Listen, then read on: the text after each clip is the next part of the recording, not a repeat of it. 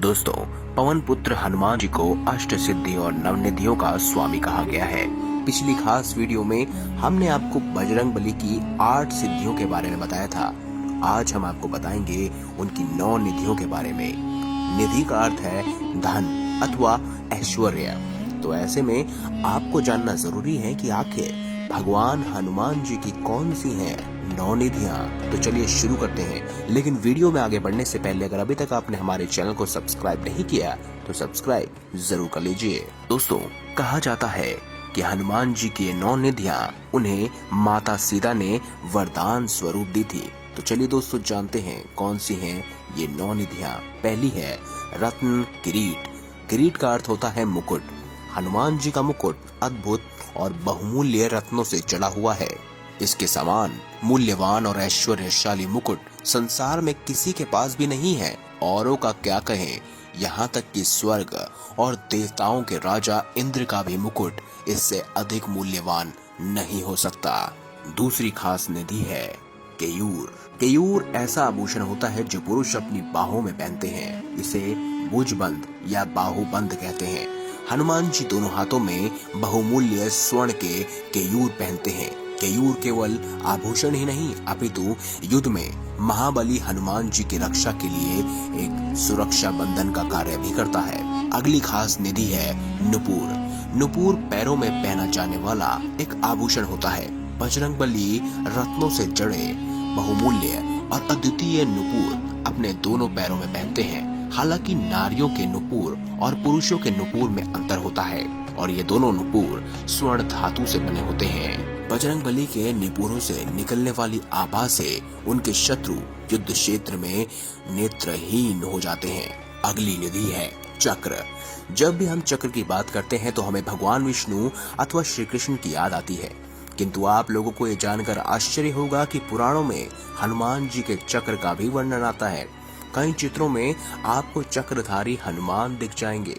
दोस्तों, राजस्थान के अलवर में चक्रधारी हनुमान जी का मंदिर भी है और जगन्नाथपुरी में तो अष्टभुज हनुमान की मूर्ति है जिनमें 8 भुजाओं में से वह एक में चक्र धारण करते हैं। अगला है रथ।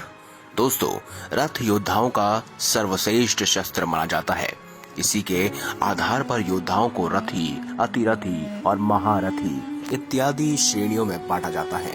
हनुमान जी भी दिव्य रथ के स्वामी हैं, जिस पर रहकर युद्ध करने पर उन्हें कोई परास्त नहीं कर सकता। हालांकि रामायण के लंका युद्ध ने हनुमान के रथ के विषय में अधिक जानकारी नहीं दी, क्योंकि वे भी अन्य वानरों की भांति पदाति ही लड़े थे।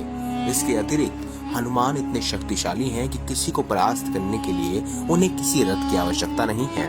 लेकिन महाभारत में श्री कृष्ण के अनुरोध पर हनुमान जी अर्जुन के रथ की ध्वजा पर बैठे थे ताकि उनके रथ को कोई हिला ना सके और ना उनका कोई बाल बागा कर सके।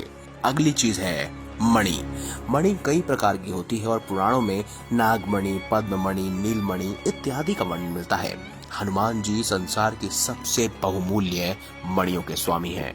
महाभारत के तत्युत सभा में युधिष्ठिर ने अपने पास रखे धन का वर्णन किया था, किंतु उस समस्त धन का मूल्य भी हनुमान की मणियों के समक्ष कम है। और हनुमान जी के पास कितनी मणियां हैं इसके बारे में कोई नहीं जानता। खैर, वो अजर अमर हैं। उनके पास सृष्टि की हर प्रकार की मणि होंगी, चाहे वो सूक्ष्म हो चाहे वो बहुत ही ज्यादा मूल्यवान हो। यदि है भार्या। दोस्तों, वैसे तो हनुमान जी को बाल ब्रह्मचारी कहा जाता है, किंतु पुराणों में हनुमान जी की पत्नी सुरुचला का वर्णन आता है। सुरुचला सूर्य नारायण की पुत्री थी और सूर्यदेव से शिक्षा प्राप्त कर पुत्री से विवाह करना पड़ा था। कुछ ऐसी शिक्षा थी जो केवल गृहस्थ व्यक्ति को ही दी जा सकती थी। जब सूर्यदेव ने हनुमान को उनके ब्रह्मचर्य कारण उन विद्याओं को प्रदान करने से मना कर दिया, तब विवश होकर हनुमान जी को विवाह करना पड़ा ताकि वह सूर्यदेव से पूर्ण शिक्षा प्राप्त कर सके। अगली निधि है गज। गज वैसे तो प्राणी है, किंतु उसकी गिनती दुर्लभ निधियों में होती है। श्री गणेश के धड़ पर महादेव ने गज का मुख लगाकर उन्हें जीवित किया। समुद्र मंथन से प्राप्त हुए दुर्लभ निधियों में से एक है गजराज ऐरावत। गज को गौ, सर्प, मयूर के साथ हिंदू धर्म में 8 सबसे पवित्र जीवों में से एक माना जाता है। हनुमान जी गज निधि को उनके बल के रूप में देखा जाता है।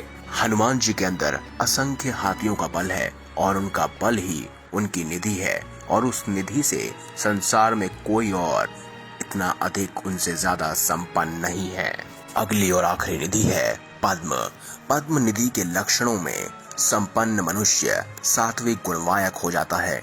उसकी कमाई गई संपदा भी सात्विक हो जाती है। सात्विक तरीके से कमाई गई संपदा पीढ़ियों को तार देती है।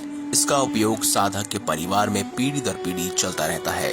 सात्विक गुणों से संपन्न व्यक्ति स्वर्ण, चांदी आदि का संग्रह करके दान करता है।